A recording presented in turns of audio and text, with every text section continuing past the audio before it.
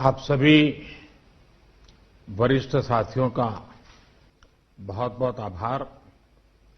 इस चर्चा में आपने जो विचार व्यक्त किए, जो सुझाव दिए, मैं समझता हूं ये बहुत ही महत्वपूर्ण है।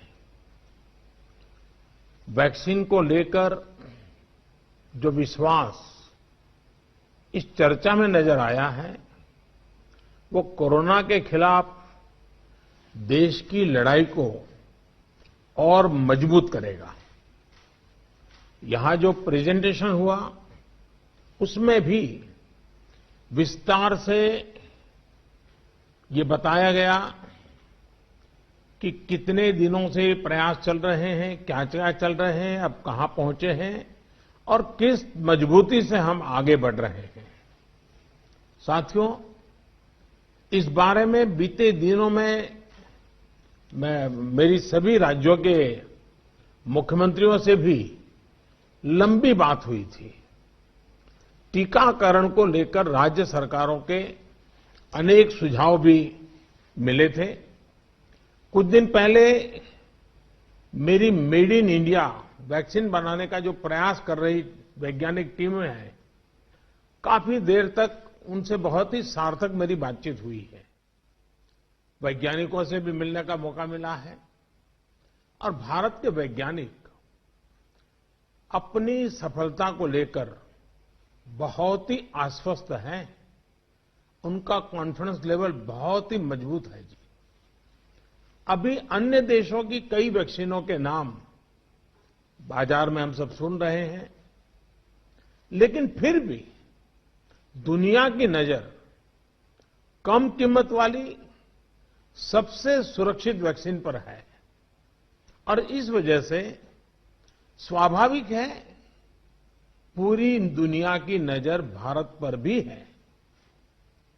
अहमदाबाद, पुणे और हैदराबाद जाकर मैंने ये भी देखा है कि वैक्सीन मैन्युफैक्चरिंग को लेकर देश की तैयारियां कैसी हैं। हमारे भारतीय manufacturers, ICMR, department of biotechnology और ग्लोबल इंडस्ट्री के अन्य दिग्गजों के बहुत ही संपर्क में रह करके तालमेल के साथ काम कर रहे हैं।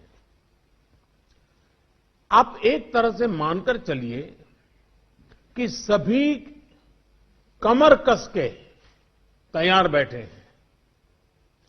करीब करीब 8 ऐसी संभावित वैक्सीन है जो ट्रायल के अलग अलग चरण में और जिनकी मैन्युफैक्चरिंग भारत में ही होनी है।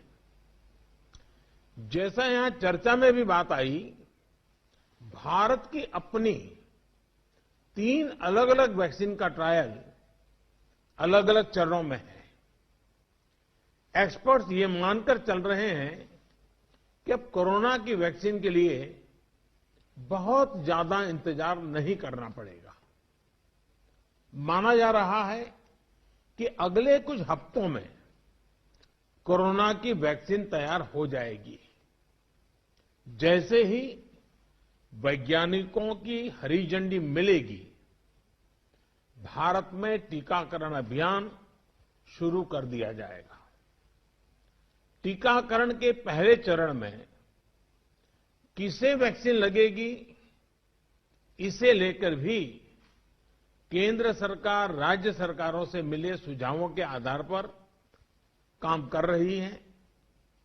इसमें प्राथमिकता कोरोना के मरीजों के इलाज में जुटे health care workers, frontline workers और जो पहले से गंभीर बीमारियों से जूझ रहे हैं, वैसे बुजुर्ग लोगों को दी जाएगी। साथियों, वैक्सीन के डिस्ट्रीब्यूशन को लेकर भी केंद्र और राज्य सरकार की टीमें मिलकर के काम कर रही हैं। भारत के पास वैक्सीन डिस्ट्रीब्यूशन एक्सपर्टाइज और कैपेसिटी भी है।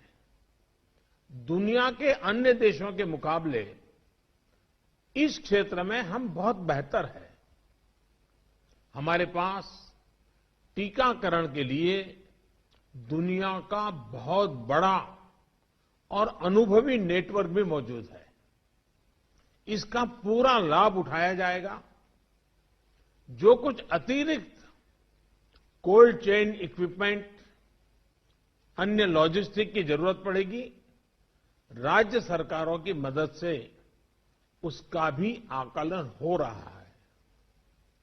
कोल्ड चेन को और मजबूत करने के लिए भी साथ ही साथ अनेक नए प्रकल्प भी चल रहे हैं, कई और नए प्रयास भी चल रहे हैं।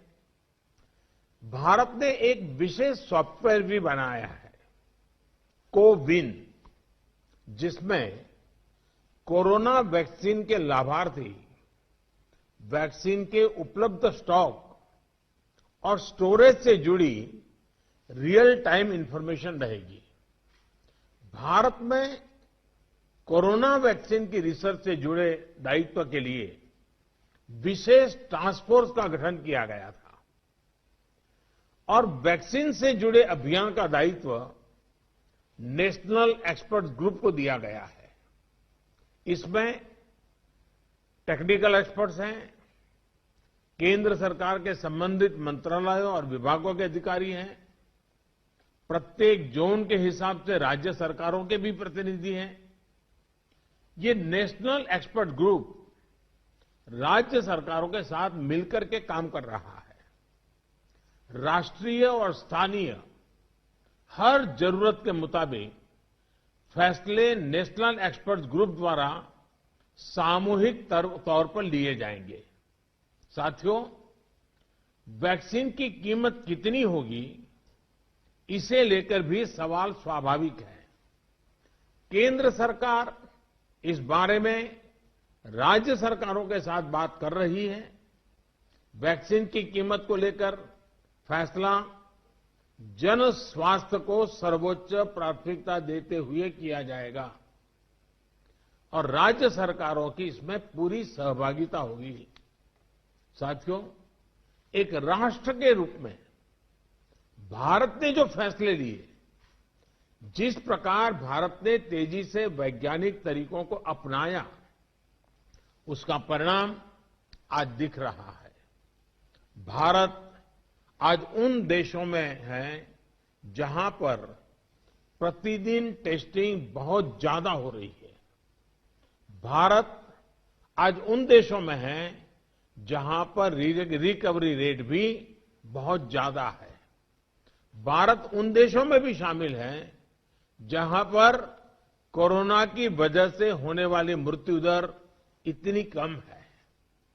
भारत ने जिस तरह कोरोना के खिलाफ लड़ाई को लड़ा है, वो प्रत्येक देशवासी की अदम्य इच्छा शक्ति को दिखाता है। विकसित देशों, अच्छे मेडिकल इंफ्रास्ट्रक्चर वाले देशों की तुलना में भी भारत ने इस लड़ाई को कहीं बेहतर तरीके से लड़ा है और अपने ज्यादा से ज्यादा नागरिकों की जान बचाई है। हम भारतीयों का संयम, हम भारतीयों का साहस, हम भारतीयों का सामर्थ्य इस पूरी लड़ाई के दौरान अतुलनीय रहा है, अभूतपूर्व रहा है। हमने सिर्फ अपने ही नागरिकों की चिंता नहीं की, बल्कि हमारे देशों के नागरिकों को भी बचाने का हर प्रयास,